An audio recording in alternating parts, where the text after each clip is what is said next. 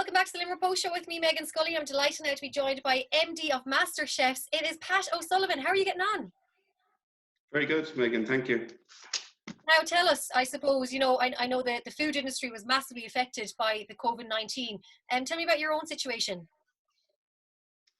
Yeah, I think we were probably one of the first to close down.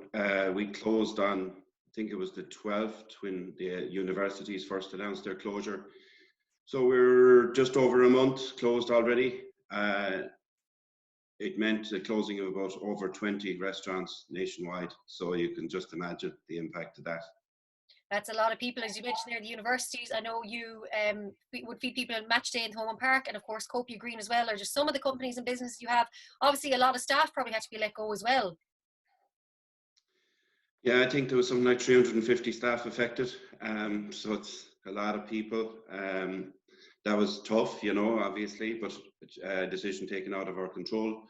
Yeah, a lot of our business, like we were perfect to be hit early on because we're in universities in Limerick and Galway. We're in with the HSE in various sites, and then we're involved in sports and recreation. Everything else that was just pretty much just wiped out overnight. Yeah, I know it's had a massive effect, and I guess everyone's in the same boat, but something you've done, and I think it's great to see, is you've kind of turned this negative into a positive, and you have launched this new initiative, Free Meals for the Elderly. Can you tell me about that and how exactly it works?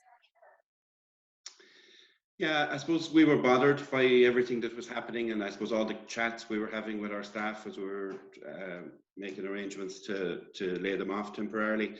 And we were watching what was happening on social media and live in the local shops, so we decided we would do something to help do our piece. We've always been philanthropically minded, I guess, that way. We've always got involved in various initiatives. So I said, I saw that older people were struggling a lot to get supplies, and I just thought that we have a production facility, a factory here in Ballysimon.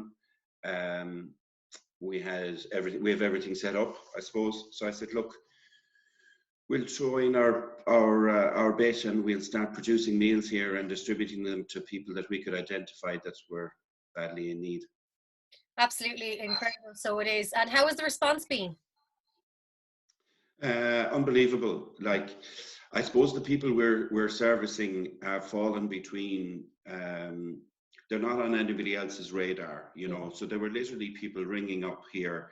We put it out on social media that we'd help out, and on Live 95 FM and anywhere else really, any other platform we could. The phone started hopping. It took us a few days to identify the genuine ones, I suppose, and to work out the logistics, because it's a lot when you start dealing with. I think our first drop was about 35 houses, and geographically they were from Croom to Cratloe and to Maru, kind of, and but bit by bit since then, it's with the requests keep coming in, and we keep servicing them because we kind of have to. We're invested in it now at this stage, and we've got to know the people involved.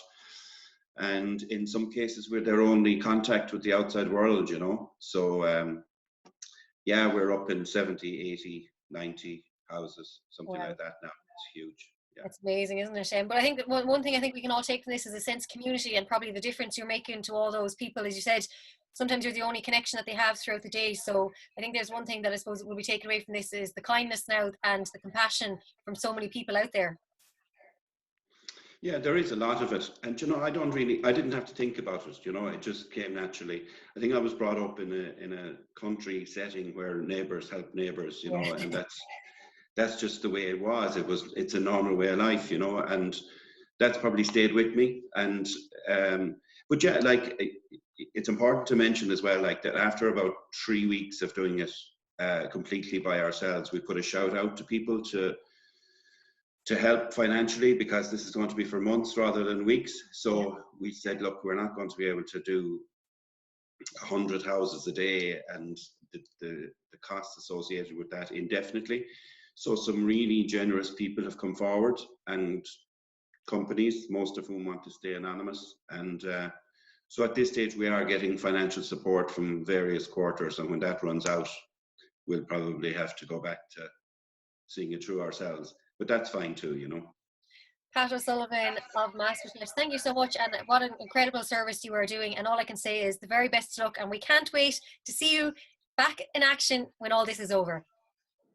Thanks, Meghann. Appreciate the call. Thanks a million. Stay safe. Thanks, Pat. God bless.